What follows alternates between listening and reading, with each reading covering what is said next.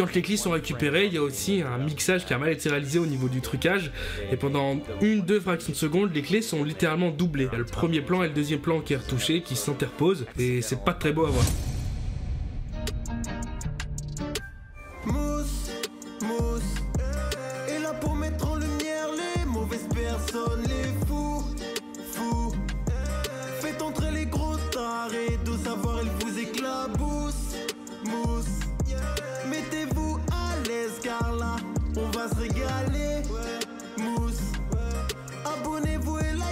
Si vous avez kiffé.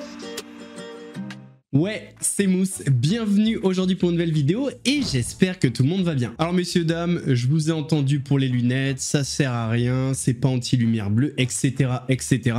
Du coup, j'ai sorti les grands moyens. Ces lunettes-là, dans le jargon, on les appelle la grosse Bertha. Et je vous assure que c'est les seules choses de taille imposante en moi. Messieurs, dames, ravi de vous retrouver pour cette partie 2 du scandale copie YouTube. Alors j'ai inventé un terme, hein. À la base c'est copie comique, j'ai inventé le truc copie YouTube. Est-ce que ça a déjà été fait? Est-ce que c'est du plagiat? J'en sais rien. Alors quand on tape copie YouTube sur Google, première vidéo, c'est moi. J'ai inventé un truc. Je suis un génie. Ça dépasse tout ce que j'ai pu imaginer. Non, évidemment, je suis absolument pas un génie, sinon je serais pas là. Agréablement surpris de vos retours concernant le premier épisode, mais en même temps, j'en attendais pas moins d'une communauté aussi incroyable. Et petite précision, j'ai consommé le contenu de Squeezie avant et je continue à le faire. Avoir parlé de lui dans cette première partie, c'est absolument pas une attaque.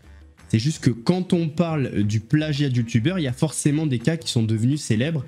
Et Squeezie en fait partie. Dans cet épisode, on va voir de nouveaux cas concrets, comme par exemple Théo Malini, anciennement appelé Tsukiyo Power, Thibaut InShape, qui est le plus gros youtubeur français. On va parler de Feldup, de Noah et du plus gros cas de plagiat sur YouTube, Mad Podcast. Ah oui, et on parlera d'une chaîne que j'ai découvert dans l'espace commentaire grâce à un abonné. Et ça, pour énormément de monde, ça va être une nouveauté. Avant de partir pour cette nouvelle vidéo, c'est le moment de soutenir la chaîne et moi-même en mettant votre plus gros pouce bleu, votre meilleur commentaire. On n'oublie pas de s'abonner et d'activer la cloche pour pas rater les prochaines vidéos. On fait de même sur la chaîne secondaire, la chaîne Laurent Delamousse. Vous avez des vidéos actualités quasi quotidiennes. On me rejoint sur Instagram, sur TikTok, sur Twitch pour pas rater les lives du dimanche soir à 21h30. Et maintenant que tout ça est fait, on va chercher à boire, à manger, on se met à l'aise. Et moi, je m'occupe du reste. Et n'oubliez pas de me rejoindre sur Instagram, hein. C'est très important. Ça va m'aider. Et peut-être qu'à l'avenir, je pourrai vous faire des petites surprises. J'ai bien dit peut-être.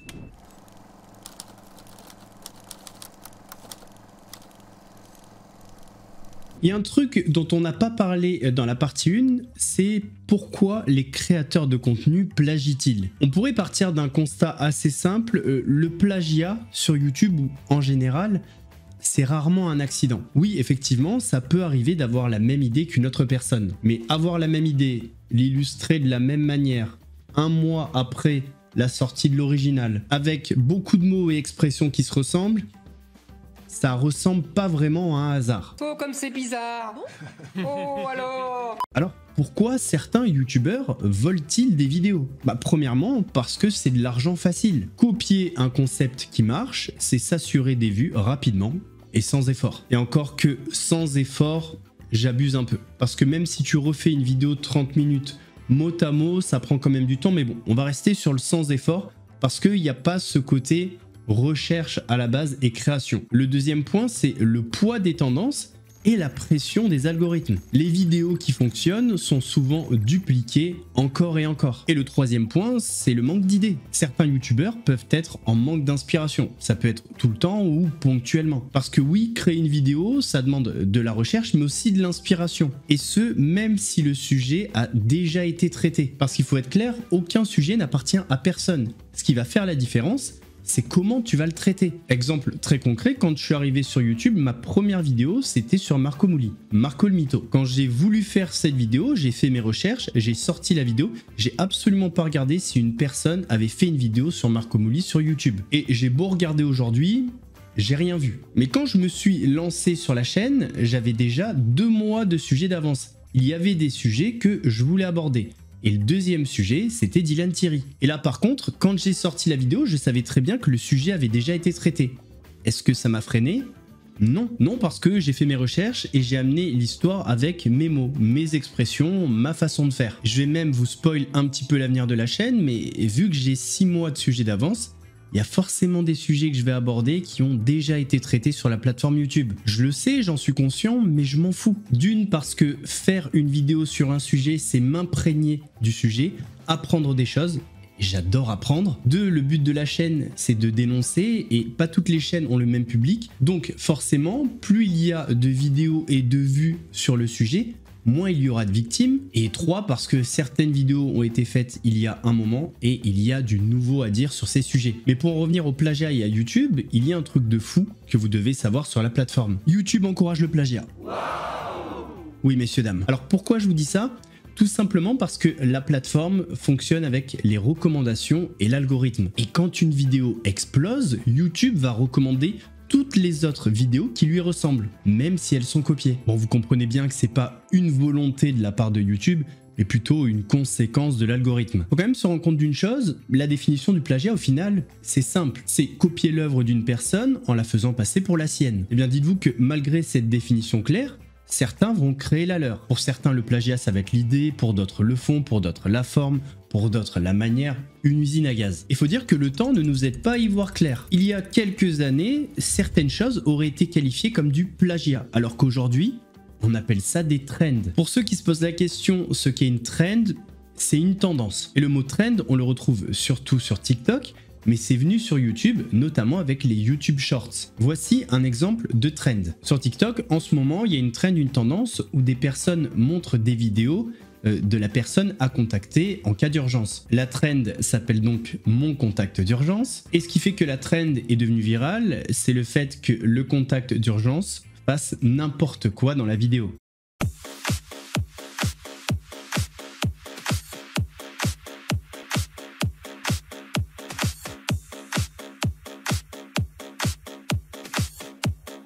Vous êtes sûrement en train de vous dire pourquoi je vous parle des trends. Eh bien parce qu'on va arriver à notre premier cas concret, Thibaut InShape.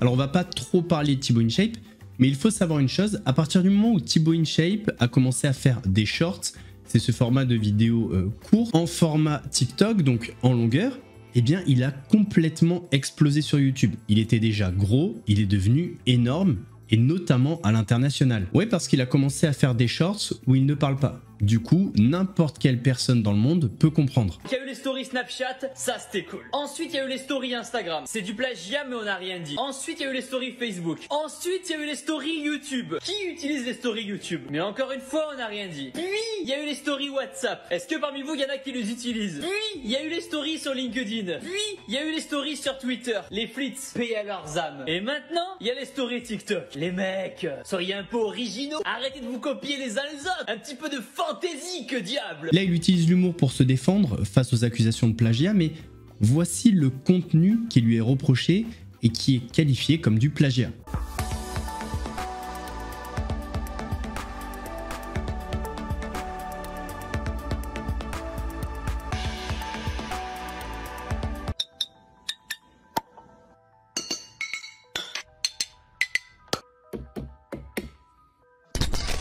Go.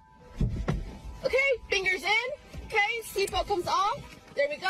Loop in. Okay, now with my other hand, I'm gonna kick the seat back and I'm gonna open the seat. I'm gonna open the door. Okay, 3, 2, 1. All the way down. I'm out, and I can escape freely. Okay.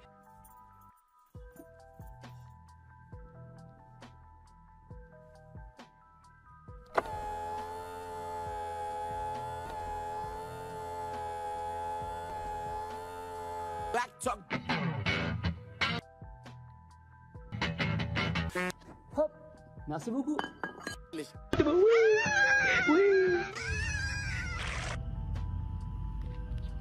You have a girlfriend? Yes, I do. Where is she from? She's from another nation. Which nation? Imagination.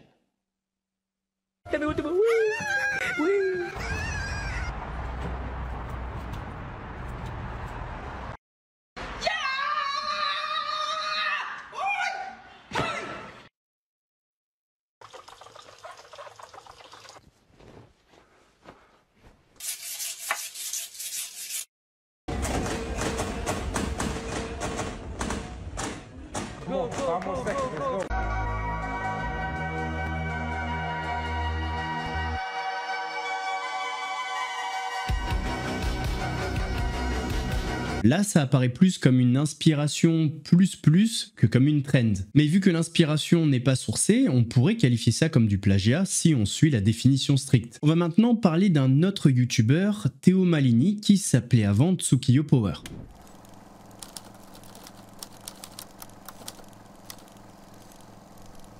Pour introduire le personnage, je vais utiliser la vidéo de Cléor. Cléor, je vais te sourcer en description, t'inquiète pas. Et si je vais utiliser la vidéo de Cléor, c'est parce que la vidéo où Théo Malini parle du plagiat a été supprimée. Alors dans sa vidéo, il aborde deux cas. Le premier, c'est celui de The Great Review. Et le deuxième, c'est Feldup. La personne qui est le plus saucée en ce moment, depuis je dirais 3 jours, c'est The Great Review. Pour résumer rapidement, le 6 décembre dernier sur Twitter, suite à une vidéo virale, un utilisateur nommé F2Sous a dénoncé l'absence de crédit dans la vidéo de The Great Review sur Call of Duty. Il va plus loin en l'accusant de faire du plagiat.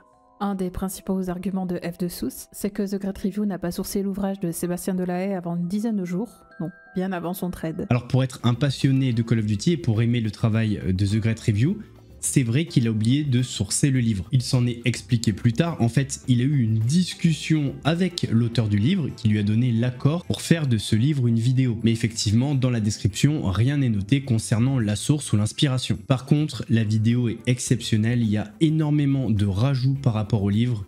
Une pépite. Je peux cliquer sur n'importe quelle vidéo de Feldup maintenant et c'est quasiment de la traduction littérale d'une vidéo américaine. Je regarde sa dernière vidéo. Je peux déjà vous dire que cette vidéo, c'est exactement la même qu'un youtubeur américain qui en a sorti une. Je clique sur la vidéo de Feldup. Lien vers la superbe vidéo de Powerpack. Cette vidéo est extrêmement inspirée de la vidéo du youtubeur Powerpack. Bon, on est d'accord que vu que c'est sourcé, c'est pas du plagiat.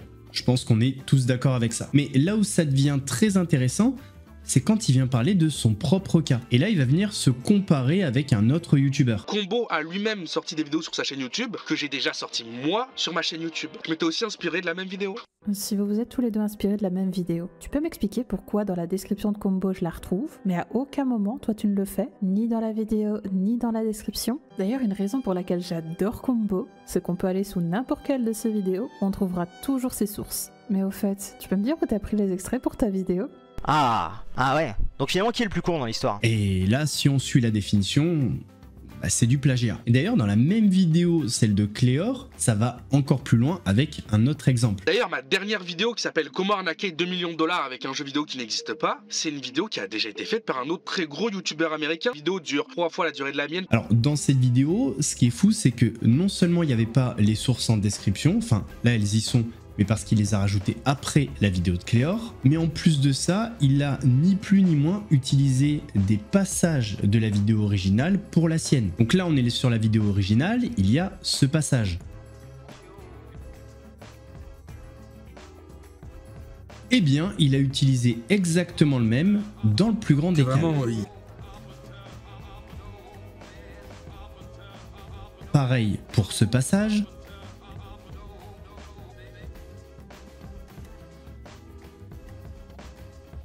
Le truc avec Tsukiyo Power ou Théo Malini, c'est que cette image de plagiat lui colle à la peau et ça date pas d'hier. Déjà, il y a 6 ans, il avait été affiché pour la même raison par Maxella. J'ai pris quelques exemples de vidéos qui ont déjà été abordées. Par exemple, la vidéo avec le train. Il est faux en fait. Modélisation en 3D, il est juste mal foutu quoi. Bah ça a été débunké par Captain Desillusion. C'est un super youtubeur américain auquel je vous conseille tous de vous abonner parce que ce qu'il fait c'est énormissime. Et d'ailleurs, si je peux me permettre une petite correction, dans sa vidéo, Tsukiyo Power dit que le train est en 3D. Le train n'est pas en 3D. Ou alors, Tsukiyo, il faudrait que tu nous le prouves. Parce que là, juste dire le train est en 3D, d'accord.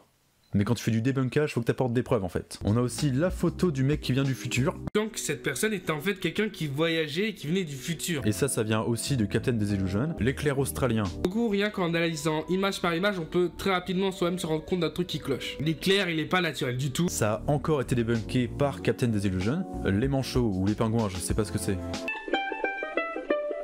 Bon bah là... Ça a aussi été débunké par Captain Desillusion. Je commence à voir un petit schéma ici en fait, je sais pas vous mais... La vidéo avec l'échelle qui tombe sur les enfants... D'ailleurs, si on regarde la vidéo en image par image, on peut s'apercevoir que de temps en temps il y a des petits problèmes de découpage. Donc ça a encore été débunké par Captain Desillusion, et en plus cette fois Tsukio Power a pris les screens de la vidéo du mec pour les foutre dans la sienne. Voilà, tu vois qu'il y a beaucoup de travail sur la vidéo de Tsukio Power encore une fois. Ah, il y a aussi le moment où il reprend complètement le montage d'un petit youtubeur de 13 000 abonnés pour le mettre dans sa vidéo, sans le citer. Et puis quand les clips sont récupérés, il y a aussi un mixage qui a mal été réalisé au niveau du trucage, et pendant 1-2 fractions de seconde, les clés sont littéralement doublées. Il y a le premier plan et le deuxième plan qui est retouché, qui s'interposent, et c'est pas très beau à voir. Oui, parce qu'à la base, et c'est ça qui l'a fait connaître, Théo Malini ou Tsukio Power débunker des vidéos. Est-ce que la vidéo est fake ou pas? Donc il y avait cette vidéo de Maxella il y a 6 ans, il y a une autre vidéo où il est affiché pour la même raison il y a 3 ans. On peut voir dès le début de la vidéo que notre cher Pog est habillé avec un t-shirt bleu marine ainsi qu'avec un short rouge. Comme on peut le voir au début de la vidéo, notre ami François, il est habillé d'un t-shirt bleu marine et d'un short rouge. Vous avancez un petit peu dans la vidéo jusqu'au moment du crash, et pour être précis à 9 minutes et 33 secondes, on peut nettement voir que le short rouge a disparu pour laisser place à un jogging ou un pantalon noir. Passe d'un François qui a un short rouge à un type qui a un pantalon noir. Si vous faites un petit arrêt sur image au bon moment, vous pourrez voir ceci. Vous l'avez pas? Regardez un petit peu mieux, juste dans le coin en bas à gauche. Et oui, malheureusement, vous rêvez pas, c'est bien Pog.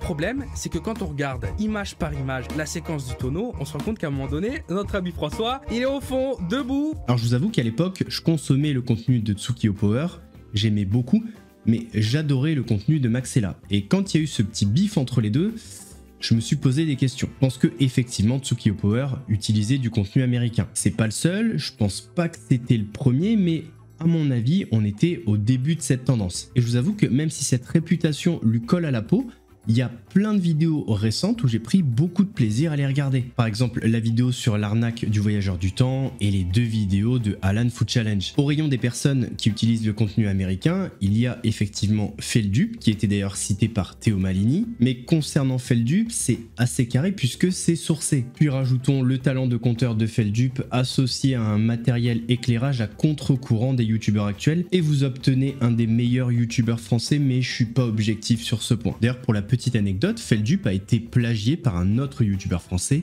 qui s'appelle Noah. Pour ceux qui ne le savent pas, une Red Room serait apparemment un live stream d'une torture et éventuellement du viol de plusieurs personnes qui serait diffusé sur le dark web contre des donations ou des rémunérations. Les Red Rooms sont apparemment des sortes de live stream, donc des diffusions en direct d'une torture et éventuellement d'un viol d'une personne qui serait diffusée dans le darknet contre des donations. Pour 2 exemples de Red Room qui étaient faux. J'ai montré par exemple dans la première le cas de la Red Room Alicia, une Red Room qui avait un décompte sur internet annonçant l'arrivée d'un live stream où on allait tuer quelqu'un et qui finalement à la fin du décompte n'a rien donné. Des exemples qui sont faux. C'est tout d'abord le cas d'Alicia qui était une Red Room avec un immense décompte et plein de hype autour qui aurait été diffusé dans le darknet. Mais finalement il était prouvé qu'il n'y a rien eu. Comme beaucoup de gens, j'étais un peu dubitatif vis-à-vis des Red Rooms. Donc comme beaucoup de gens, je suis plutôt dubitatif à ce sujet. Ce même Noah qui avait participé à un reportage sur YouTube pour parler justement du plagiat. Tu vois, dans tes vidéos, il y a plusieurs concepts qui ont déjà été faits par d'autres chaînes. Comment est-ce que toi tu l'expliques? Alors, en vrai, faut pas oublier que le YouTube Game français, il est énorme, et même le YouTube Game en général. Et genre, typiquement, quand tu essaies plusieurs concepts, moi j'ai sorti plus ou moins 1000 vidéos sur ma chaîne YouTube, ça peut arriver que genre, il y a certains concepts où tu te dis, ok, là je le tente parce que le truc me fait kiffer, et tu te rends compte dans un deuxième temps que, ok, t'as déjà des gens qui ont fait ça, et tu te fais cette réflexion et tu te demandes, est-ce que tu le fais quand même? Mais tu vois, si tu reprends la même vignette, si tu reprends le même script, on va dire, tu vois, si tu reprends les mêmes images, c'est du plagiat. Totalement, ouais. Après, il faut que les 3 se réunissent, et à titre perso, jamais les 3 ont été réunis. Après, si je peux juste ajouter un truc, c'est important de savoir que, typiquement moi sur ma chaîne, j'ai fait des erreurs, en fait. Après, évidemment que moi j'ai jamais eu l'impression de m'approprier le taf de quelqu'un. C'est hyper fort comme truc, tu vois. On s'est déjà inspiré de miniatures aux States, on s'est déjà inspiré de concepts aux States, on s'est déjà inspiré de scripts aux States. On a refait des concepts qui étaient très similaires à une chaîne qui s'appelle Jubilee aux States. Il y a une mécanique qui est propre à eux, et ça, je la trouve incroyable. Et cette mécanique-là, elle a été faite dans tous les games. Elle a été faite en Allemagne, elle a été faite dans le game espagnol, etc. Donc j'ai pas vu d'inconvénient de prendre ce truc-là et de le faire nous-mêmes. En revanche, je me suis dit que j'allais apporter une plus-value, dans le sens où nous on a ajouté un jury par exemple, ce qu'il n'y a pas dans la vidéo originale, alors que Jubilee c'est vraiment studio, fond blanc, date. Tout ça pour te dire que la plus-value qu'on apportait, elle était plus grande que juste reprendre le concept de A à Z, tu vois. Est-ce que là c'est du plagiat ou non? Si moi j'avais considéré que c'était du plagiat, je l'aurais pas fait évidemment, tu vois. Dans cet excellent reportage fait par la chaîne Tataki, je vous mettrai le lien en description, on ne parle pas à Noah du cas Feldup. Et ce que dit Noah, c'est assez intéressant parce que c'est très compliqué de dire voilà, ce concept appartient à une personne. Parce que oui, il y a des chaînes YouTube, leur concept, c'est de tester des voitures. Et il y a même plusieurs chaînes qui ont le même concept, celui de tester les voitures, qui vont tester les mêmes voitures. Enfin, je pense que vous avez compris que des fois, c'est pas si évident que ça. Mais des fois, ça l'est. Et là, on va parler d'un cas assez proche de celui dont on a parlé dans la première partie, le cas Unchained. Et bien là, on va parler de Furious Jumper. Furious Jumper, il s'est positionné sur des concepts faits pour un jeune public. Des concepts simples, basiques, faits pour un jeune public. Ça marche, mais c'est pas vraiment son idée. Et non seulement c'est pas son idée, mais en plus de ça, la forme, elle est très ressemblante. Papalapala, hein? Wow, qu'est-ce que c'est? C'est un doigt humain? Attends, où est-ce qu'il est passé? J'aurais juré qu'il était encore là.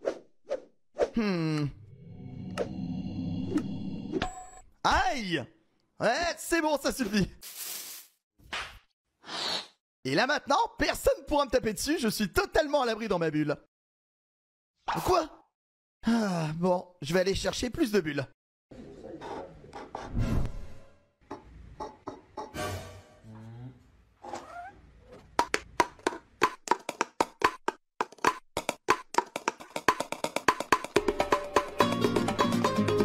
Avez-vous une vision parfaite? Pour commencer le test, couvrez-vous simplement l'un de vos yeux, appuyez 2 fois sur l'écran et préparez-vous à lire les lettres. Car nous commençons avec un très mauvais. Tout le monde devrait pouvoir lire ceci, et si vous ne pouvez pas, vous avez probablement besoin de lunettes. Vision pauvre. Celle-ci devrait convenir à la plupart des gens, sinon votre vue a commencé à se détériorer. La moyenne est en fait la façon dont la plupart des gens voient. Votre vision est bonne et vous n'avez pas à vous inquiéter. Une vision exceptionnelle signifie que vous pouvez voir les choses plus clairement que la normale. Vos yeux sont incroyables, mais pas aussi bons qu'une vision parfaite. Seulement 1% des gens peuvent lire ce texte. Pouvez-vous?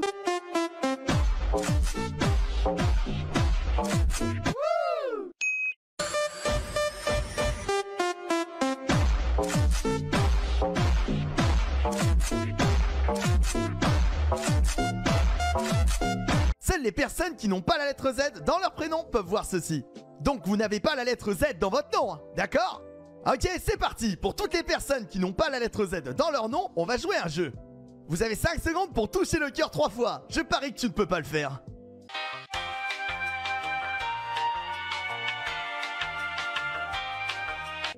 Ok, c'était beaucoup trop facile. Passons au niveau 2. Tu as 3 secondes pour aimer et t'abonner. Go!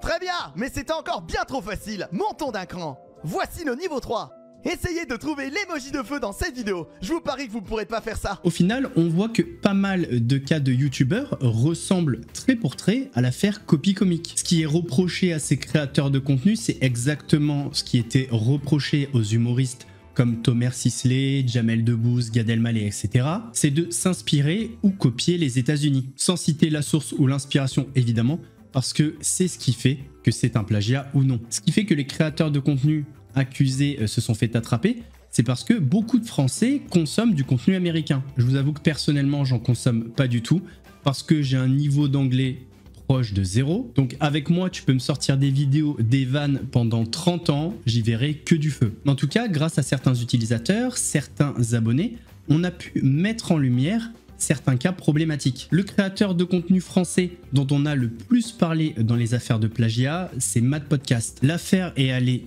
très loin, on en a même parlé à la radio. Et ce qu'il faut comprendre, c'est que à partir du moment où on a mis en lumière cette escroquerie, eh bien ça a été une fin de carrière pour lui. Vas-y. C'est que des mecs ont dit ouais, parce qu'il fait des vidéos sur YouTube. Il y a plein de gens qui l'aiment bien. Et il y en a qui nous ont dit ouais, il a tout copié, un mec américain, machin et tout, c'est les mêmes plans. C'est vrai en soi. Alors on s'est dit, plutôt que d'aller répondre, parce que c'est vrai que répondre en 150 caractères ou en 200 caractères à un truc, on s'est dit bah qu'ils viennent dans l'émission. Qui nous raconte. Eh ben c'est gentil, merci beaucoup. Alors qu'est-ce qui s'est alors toute la journée. Qu'est-ce qui s'est passé? Bon, tu vas avoir du mal déjà à dire que alors bon, il y a un moment faut accepter. Non, c'est vrai, il y a un moment faut accepter. Moi en fait j'adore faire des vidéos depuis que je suis jeune, mais il y a un truc que je sais pas faire, c'est écrire. Donc il y a un moment où je me suis dit bah soit je faisais des micro-trottoirs, des conneries dans la rue et tout, bon là il y a pas besoin d'écriture, ou alors je me suis dit bon bah j'ai eu la bonne idée d'aller regarder les Américains et de les reproduire, et fallait que ça tombe, et voilà, c'est tombé. Mais en soi c'est pas grave parce que ça me permet maintenant de rebondir pour faire plein d'autres choses super cool. Mais alors, pour être honnête, c'est paysagiste. Non mais c'est toutes les vidéos où tu t'es inspiré des ricains ou quelques-unes? Quelques-unes. C'est pas toutes? Ah non, pas toutes.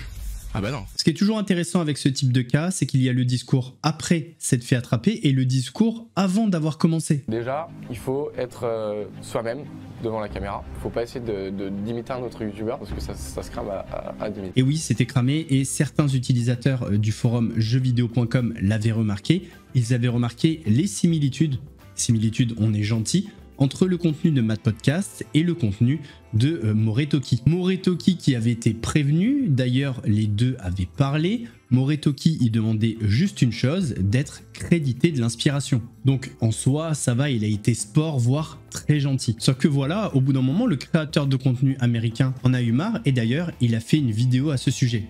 Ce matin je me suis réveillé, j'allais m'habiller, ça se passait bien, j'allais prendre mon petit déj et d'un coup, hop. Petite évidence, les lundis, les coupures de papier, les wifi les stick portes, mais qu'il se passe ça. Wow, great footage of a door. That looks kind of like my door. Parce que moi ça m'arrive tout le temps de recevoir un commentaire qui dit oh là là c'est looks a little bit similar. Non, je suis pas sexiste. Par contre, except I had better editing. Alors commençons.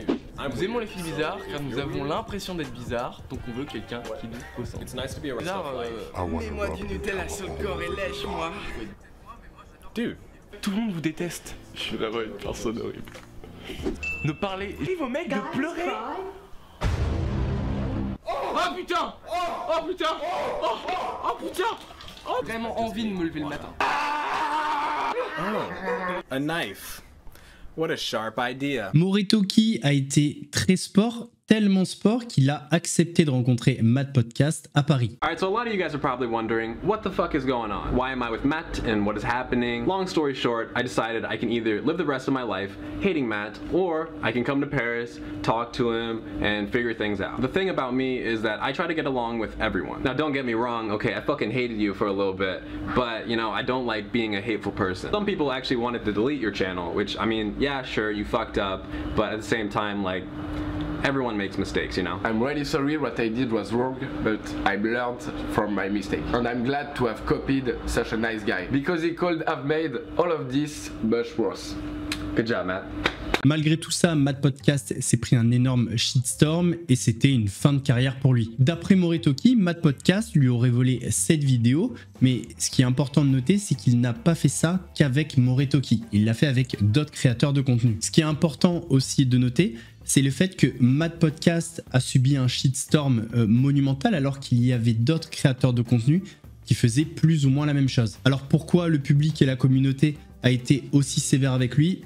Je vous avoue que j'ai pas la réponse. Dites-vous aussi une chose, c'est que le public et les communautés françaises étaient assez tournés vers les États-Unis. Donc les youtubeurs français qui se sont inspirés au pays de l'oncle Sam se sont fait crever. Mais il y en a plein qui sont passés au travers des mailles du filet en s'inspirant peut-être de d'autres pays, type Asie ou autre. Au bout d'un moment, certains créateurs de contenu américains, les plus gros en général, ont compris que leur contenu était repris dans d'autres pays. Parce que oui, là on parle de la France, mais d'autres créateurs de contenu dans le monde ont fait la même chose. Et pour parer à cela, ils ont trouvé une parade. La parade, elle est simple, mais diablement efficace parce qu'elle rapporte beaucoup d'argent. Ils ont créé leur chaîne en français. Là, par exemple, vous avez la chaîne de MrBeast et la chaîne de MrBeast en français. Deux avantages, ça rapporte de l'argent et ça protège le contenu. Ça vient couper l'herbe sous le pied des petits malins qui veulent traduire les vidéos américaines qui marchent très bien. Et c'est là maintenant qu'on va arriver à un cas qu'un abonné m'a fait connaître dans la première partie, la chaîne Comment Battre. Donc là, on arrive sur la chaîne Comment Battre. Alors dans la description, il est marqué la chaîne officielle française How to Beat. Sauf que ce qui est bizarre, c'est qu'on n'a aucun lien vers la chaîne officielle, ni dans l'onglet à propos, ni dans la description des vidéos. Absolument rien. Donc la question c'est, est-ce qu'on est vraiment sur une chaîne officielle ou alors est-ce qu'on est sur une chaîne d'un petit opportuniste qui prend le travail d'une chaîne américaine pour traduire tout ça en français et encaisser de l'argent facile? Eh bien, je crois qu'il y a quelques indices qui peuvent nous mettre la puce à l'oreille et nous donner des éléments de réponse. Déjà, comme je vous l'ai dit tout à l'heure, dans à propos, aucun lien vers la chaîne originale. Si c'est vraiment la chaîne officielle française, pourquoi ne pas mettre tous les liens, le Instagram, etc. de la chaîne officielle américaine? La chaîne originelle en fait. Si c'est vraiment la chaîne officielle française, pourquoi en description on n'a pas le lien de la vidéo originale? Parce qu'il y a peut-être des Français qui aimeraient avoir tout ça en version originale. Et autre point, si c'est vraiment la chaîne officielle française, pourquoi refaire une miniature? Là par exemple sur la chaîne How to Beat on a cette miniature juste là, et sur la chaîne Comment Battre on a cette miniature, donc c'est pas la même. Si vraiment t'es une chaîne officielle, normalement on t'envoie la miniature, même photo etc. et t'as juste à changer le texte. Donc si on n'a aucun lien de tous les réseaux sociaux de la chaîne How to Beat, si on n'a pas le lien de la vidéo originale sous chaque vidéo, si on n'a pas les mêmes miniatures, c'est que c'est absolument pas une chaîne officielle française. Et d'ailleurs, la question que je me pose, c'est est-ce que la chaîne How to Beat est au courant qu'il y a un petit malin qui vole le contenu et qui le traduit en français? Ah oui, puis dernier point important, c'est absolument pas le même logo. Regardez ici la chaîne officielle américaine et regardez ici, rien à voir. Et quand vous comparez avec MrBeast, même logo, juste la couleur qui change. Alors vous allez me dire, oui c'est marqué en haut la chaîne officielle française How to Beat. Ouais, enfin c'est écrit en tout petit, il n'y a aucune arrobase parce que c'est possible d'arrobase la chaîne originelle et ça c'est pas fait. Donc on est forcément sur une fraude. D'ailleurs, si la chaîne Comment Battre passe par là, je suis prêt à en débattre, mais j'attends des preuves. Parce que sinon, on est sur la forme la plus dure, la plus dégueulasse du plagiat. Avant de terminer, j'aimerais vous mettre un dernier cas. Un cas qui m'a touché parce que ce youtubeur, il a quand même bercé mon adolescence, on va dire. On va parler de Rémi Gaillard. Dans la deuxième partie de la série de vidéos sur le scandale Copy Comic, je vous avais mis des extraits sur Rémi Gaillard et aujourd'hui, vu qu'on parle des youtubeurs, je suis obligé de vous les remettre. Je pense que ce qui fait que le nom de Rémi Gaillard revient moins, c'est parce que ces vidéos datent. On parle de vidéos qui ont 15, 16, 17 ans. Vous prenez le même cas il y a 5, 10 ans même pas, comme par exemple Mad Podcast, il est exactement dans la même sauce. Enfin, je vous mets les extraits et vous me direz ce que vous en pensez. Personnellement, je suis encore dans le déni.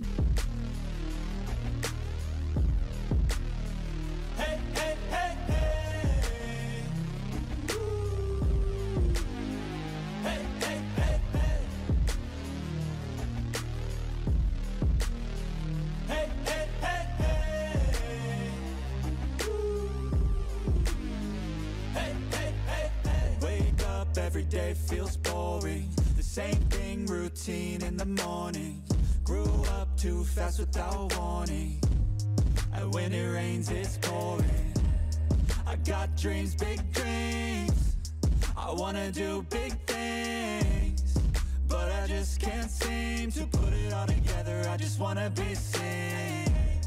I'm jumping ship, I'm a diving. Middle of the ocean, swimming till I find it. I see an island out ahead, filled with things that I've wanted since I was a kid. Swim to it with every muscle I've got, sucking down water in my lungs till I cough. But I won't give up, I'll never stop till I wash up on the sand or my heart finally stops. I will be the best, headed out for change, I just started on my quest. Yeah, the world will know my name, I'm excited, I'm obsessed. No one in my way but myself and a test. Yeah, I will be the best, yeah, I will be the best. Life is just a game, I'll be playing till I rest. I'll be there to claim my own spot among the best.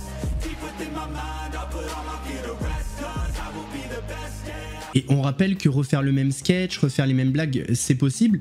Mais vu qu'on est sur YouTube, faut juste sourcer. C'est ça qui va faire la diff. Voilà messieurs, dames, on arrive à la fin de cette vidéo. Le plagiat, c'est pas un sujet facile et simple. La définition est simple, mais dans les faits, c'est pas toujours si évident. Pas toujours si évident parce que des fois, il y a des faisceaux de preuves. Mais comment être sûr à 100% que le mec a vu la vidéo originale. Toujours très compliqué, même si des fois on a d'énormes doutes. Je pense que le plus compliqué aussi, c'est d'être objectif. Des fois, on va avoir des youtubeurs qu'on aime beaucoup, qui sont concernés par ces affaires, mais on a du mal à voir la vérité ou à se dire « Ouais, il a regardé la vidéo et il a fait la même ». Faut aussi faire attention à pas galvauder le mot plagiat, parce qu'il a un sens, et c'est pas parce qu'une personne fait le même sujet que c'est du plagiat. Après, si la miniature est la même, les extraits sont les mêmes, c'est mot pour mot, etc., on est d'accord. Mais s'il y a une personne qui a envie de faire une vidéo sur Céline Dion, qui raconte l'histoire différemment, il a le droit de le faire, et c'est pas du plagiat. Et comprenez aussi que n'importe quelle vidéo demande du travail. On va pas prendre le cas de la chaîne Comment Battre, parce que en fait c'est pas une vraie personne qui parle, c'est on va dire une IA, je suis quasi sûr de ça. Mais imaginons une personne qui prend une vidéo américaine, qui vient la traduire, raconter différemment, imager le récit différemment, ben c'est un vrai boulot, réellement. Il faut savoir comprendre le mot plagiat et le faire évoluer au fil du temps, au fil des pratiques et au fil de notre temps. À mon avis, avec Internet, avec le fait qu'on retrouve de plus en plus d'anciennes vidéos, on va découvrir d'anciens cas de plagiat,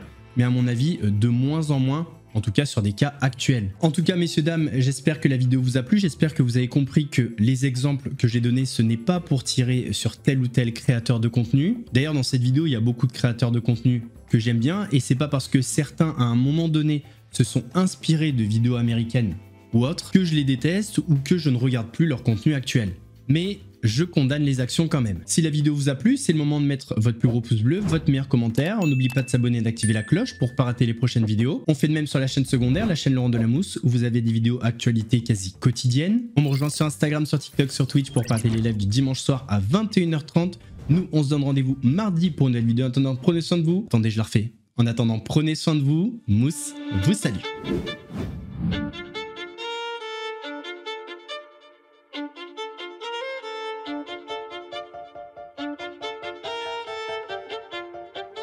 Thank you.